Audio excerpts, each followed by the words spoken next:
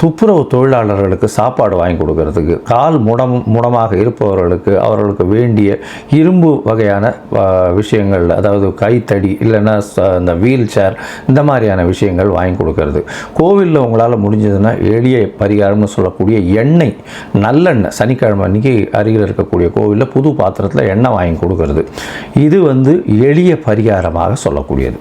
மொத்தத்தில் பார்த்தீங்களேனால் இந்த மேஷராசிக்காரர்களுக்கு 12ஆம் இடத்துல சனி பகவான் வர்றதுனால விரயங்கள் அதிகமாகும். எடுத்த காரியங்கள் கொஞ்சம் அலைச்சல் இருக்கக்கூடிய காலகட்டமாக இருக்கும். பண வரவிற்கு பஞ்சம் இருக்காது. குடும்பத்தில் கணவன் மனைவிக்குள்ள ஒற்றுமை சற்று குலையக்கூடிய வாய்ப்புகள் உண்டு.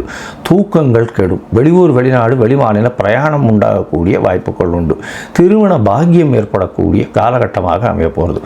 புதிய வேலை கிடைக்கும், வேலையில் மாறுதல் கிடைக்கும், வேலையில் ஏற்றம் கிடைக்கும், வீட்டை விட்டு நாட்டை விட்டு வெளியில் செல்லக்கூடிய வாய்ப்புகள் நிச்சயமாக கொடுக்கும். போட்டித் தேர்வில் நிச்சயமாக வெற்றி பெறக்கூடிய வாய்ப்புகள் உண்டு. புதிய கடன் வரக்கூடிய வாய்ப்பு, பழைய கடன்கள் எல்லாமே நிவர்த்தி அடையக்கூடிய காலகட்டமாக அமையும்.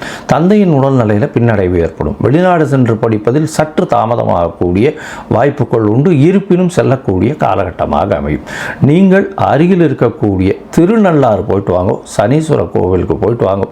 ஒரு தரம் சனீஸ்வரன் கோவிலுக்கு போயிட்டு வர்றதுனால உங்களுக்கு இந்த 7.5 சனியினுடைய பிரச்சனைகள் எதுவாக இருந்தாலும் நிச்சயமாக சூரியனை கண்ட பனி போல விலகிச் செல்லும்.